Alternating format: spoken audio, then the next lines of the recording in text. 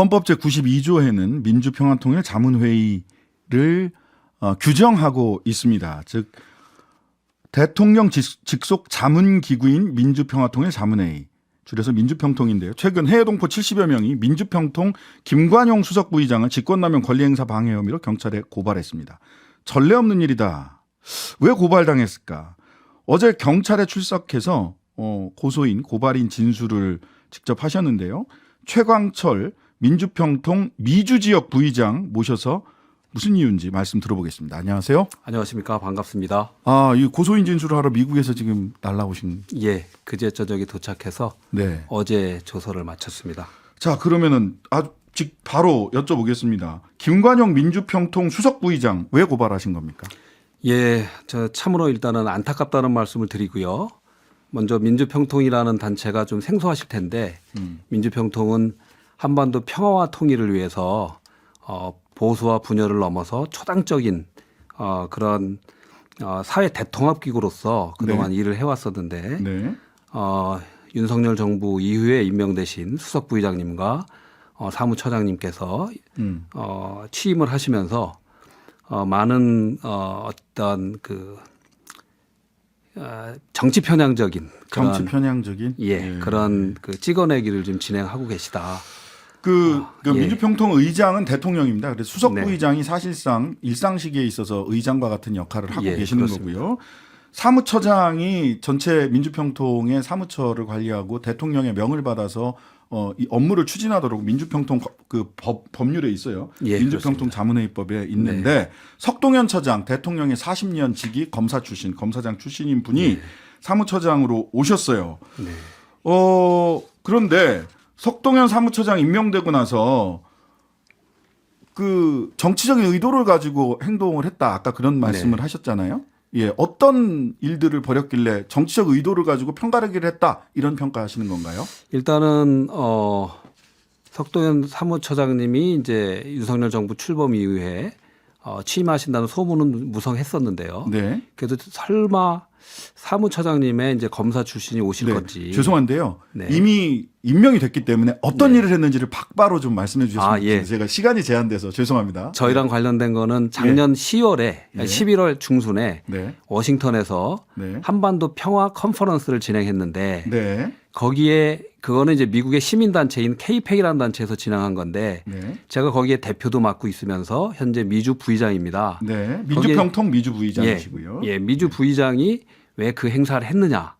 그런데 그 행사는 너무나도 한반도 평화를 위해서 민주평통의 뜻과 마찬가지로 초당적인 그런 행사가 됐었고 미국의 연방의원들이 12명이나 참석을 했고 300명 이상의 각계각층의 사람들이 모인 행사인데 그 행사에 참여한 것 그리고 주최한 것을 문제를 삼았습니다.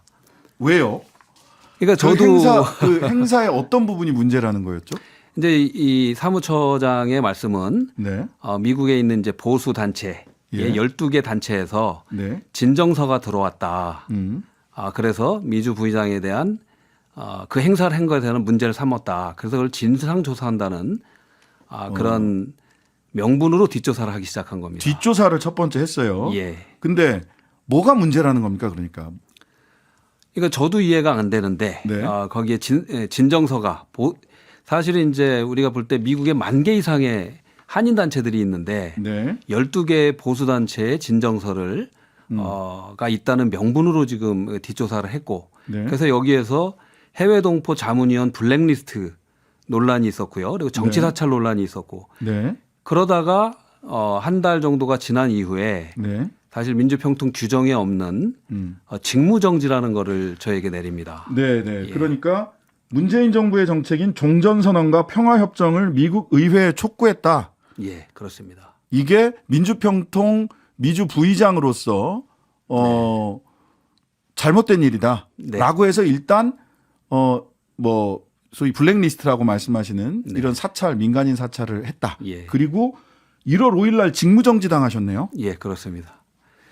그래서 그 직무정지라는 것이 사실은 민주평통 어느 운영 규정 없기 때문에 없어요. 저도 법 다 찾아봤거든요. 시행령과 직제 규정까지 다 찾아봤는데 직무정지라는 건 없습니다. 예, 변호사님께 찾아보셨군요. 예, 다 찾아봤어요. 지금 여기 법하고 시행령 다 뽑아왔거든요. 그래서 저희가 어떠한 그 어떤 현실에 대한 뭐 가치 판단은 틀리겠지만 네. 운영 규정과 법령에 없는 그런 직권남용에 의한 어떤 직무정지가 이루어졌다라고 해서 네. 미국에 있는 자문위원 포함해서 70명이나 되는 분들이 네. 이 고발을 제3자 고발을 하신 거고요. 자, 그 다음에 2월 1일 날 약 한 달 정도 지난 다음에 며칠 뒤에 그러니까 부의장에서는 그 직책에서 직무정지를 1월 5일 날 당하셨고 2월 1일 날은 아예 민주평통위원 한 7천 명 정도로 이루어지게 돼 있던데 법으로 보면 전체에 그 위원 자격 자체를 또 박탈당하셨네요. 예. 민주평통이 전체 한 2만 명 되고 2만 명? 아, 더 늘어났군요. 해외 위원이 한 3,600명 되는데 일단 미주 부의장이나 협의회장을 하려면 위원이어야 되죠. 자문위원이 돼야 됩니다. 그렇죠. 근데 그 자체를 해촉을 했다고 통보를 받았는데 2월 1일 날. 예. 해촉 사유가 뭡니까? 해촉 사유가 굉장히 이제 애매하게 돼 있고요. 이 뭐 16조 1항 2항을 드시는데 거기에 보면 3항에 의장 대통령께서 그러니까 윤석열 대통령의 필요에 따라서 해촉을 할 수 있다 이렇게 돼 있어요. 예, 16조 2항을 보면 대통령은 위원이 다음 각 호의 어느 하나에 해당할 때는 운영위원회의 의결을 거쳐 위원을 해촉할 수 있다. 직무수행에 불성실하다. 법령 위반하거나 품위를 현저히 손상하는 행위를 했다. 내지는 평통자문회의의 목적 달성을 위해 위원을 교체할 필요가 있다고 인정할 때 이거 뭐 아무 때나 해촉할 수 자의적이라고 지나치게 자의적인데요, 법 자체가. 근데 이 어느 항목을 들어서 해촉? 그래서 뭐 저한테는 그런 항목에 대한 설명은 전혀 없었고요. 해촉하려면 근거를 제시해야 됩니다. 그리고 나는 해촉 대상이 아닙니다라고 반론할 수 있는 기회도 보장해 주셔야 되는데. 사실 저는 그 많은 협의회장님들이나 주변에서 그 어느 때 부의장보다 미국 전역 또 뭐 아르헨티나, 남미, 캐나다까지 다니면서 평화와 통일에 대한 중요성을 강연하고 열심히 했다는 평을 들어서 제가 뭐 불성실하게 임한 것 같지는 않고요. 그리고 제가 법령을 위반하거나 어떠한 그런 것도 없기 때문에 그 사망에 돼 있는 그럼 윤석열 대통령께서 자의적으로 필요에 따라서 저를 이제 해촉했다는 것이 되는데 어쨌든 저에게는 뭐 그런 이유에 대해서는 설명을 보내오지는 않았습니다. 그러니까 결국 3호에 그 밖에 자문회의의 목적을 달성하기 위하여 위원을 교체할 필요가 있다고 인정하는 때. 그리고 이거는 대통령이 해촉하도록 돼 있기 때문에 그렇습니다. 윤석열 대통령의 결정으로 해촉이 되셨네요. 그렇게 봐야 됩니다. 그래서 이런 일들은 민주평통이 사실 전두환 대통령 때 만들어졌는데 민주평통 40년 역사상 초유의 사태가 사실 발생한 겁니다. 그러니까 과거에도 이렇게 해촉되거나 이런 사례가 있었어요? 이런 일로 정권이 교체됐다고 사실 제 임기가 올해 8월 말까지입니다. 그리고 이미 사실은 정부가 바뀌었을 때 우리가 어떤 현 정부랑 그렇게 어긋나는 행동들을 할 수가 없게 돼 있어요. 그런데 좀 무리하게 너무 조급하고 서두르면서 이렇게 찍어내기를 하고 있는 게 아닌가 이렇게 보여집니다. 자, 그러면 고소 전에 석동현 처장에게 그 언론에 공개된 걸 보니까 배후 조정을 석동현 처장이 했고 기획하고 한 게 석동현 처장이고 그다음에 그 형식상으로는 수석 부의장이 주도를 했고 실제로는 해촉은 대통령이 하게 돼 있으니까 대통령이 해촉을 한 거다.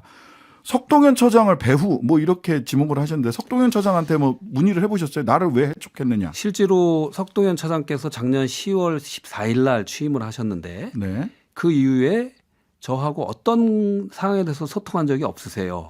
그리고 제가 11월 말일 날 해외 지역회의 대회가 한국에서 열렸을 때 그때 처음 뵙고 인사를 드렸는데 사실은 어떤 소통에 그런 노력하시지 않았고 제가 한국에 오기 전에 11월 22일자로 그 행사를 진상조사한다라는 그런 이메일을 해외 자문위원들은 전체 다 보냅니다. 지난번에 얘기했던 한반도 평화 컨퍼런스. 그렇습니다. 이게 굉장히 마음에 안 드셨나 보네요. 그래서 제가 이 마당에 드리고 싶은 말씀은 사실은 민주평통은 한 정권의 정책을 홍보하는 기관이 돼서는 안 되고요. 정말 각계각층의 여론을 수렴해서 올바르게 평화통일에 대한 자문을 하는 이런 기관입니다. 그런데 지금 민주평통을 새로운 정부에서 임명되신 분들이 그 민주평통의 설립치를 잘 모르시는 것 같다는 느낌이 들고요. 그리고 그 한반도 평화 포럼은 왜 중요하냐면 이분들이 반대하는 것이 아마 이제 종전이라는 건데 지금 미국의 연방의원들이 46명이 한반도 평화 법안에 사인하셨는데 네. 남북미 교류 협력 종전은 미국의 국익에 부합한다는 겁니다. 한국의 국익에도 부합하고. 그래서 윤석열 대통령께서 지금 내놓으신 담대한 구상을 실현하기 위해서는 이 법안이 너무 중요한 거예요. 네. 종전이 돼야 되고 네. 평화조약을 맺고 북미 연락사무소를 설치하는 것이 그런데 그런 부분에 대한 이해가 굉장히 부족하다 이렇게 저는 판단이 됩니다. 아 민주평통이 네. 민주평통 현재 민주평통의 집행 그 수뇌부가 그런 이해가 부족하다. 그래서 대통령께 올바른 어떤 그 이 조언을 하고 있지 못하다 이렇게 보여집니다. 네. 자, 그 지금 말씀하신 일들은 석동현 처장을 임명한 뭐 40년 직위 뭐 이렇게 얘기를 하는데 검사 출신 석동현 처장 이 민주평통의 전문성은 있으신 분인가요? 제가 뭐 개인적인 그런 거를 다 말씀드리긴 그렇지만 저도 들은 거는 지금까지 민주평통 사무처장은 남북관계 전문가라든가 또한 평화공공외교의 전문가라든가 이런 한반도 전문가들이 임명이 됐는데 처음에 그 검사장 출신 처장님이 오신다고 했을 때 다 반신반의를 했습니다. 설마 민주평통에 그런데 이분이 이제 말씀하시는 거는 알겠습니다. 법무부와 이럴 때 남북관계 일들을 많이 하셨다 이런 말씀을 하십니다. 그것만으로 이 문제를 해결할 수 있을지 의문이고요. 석동현 처장님과도 저희들이 연락을 했습니다. 다만 이것은 이제 정책적인 문제가 아니라 고소고발인 관계에 있어서 인터뷰는 거절하겠다라고 얘기를 하셨는데요. 오늘 인터뷰 듣고 다시 반론을 행사하시겠다 하시면 언제든지 저희들에게 다시 연락 주십사라는 말씀 드립니다. 시간이 다 돼서 오늘은 뭐 아쉽지만 여기서 그쳐야 할 것 같습니다. 지금까지 최광철 민주평통 미주지역 부의장이었습니다. 감사합니다. 네, 감사합니다. 하루 종일 기다려지는 진짜 시사. 평일 저녁 6시 5분 신장식의 뉴스 하이킥.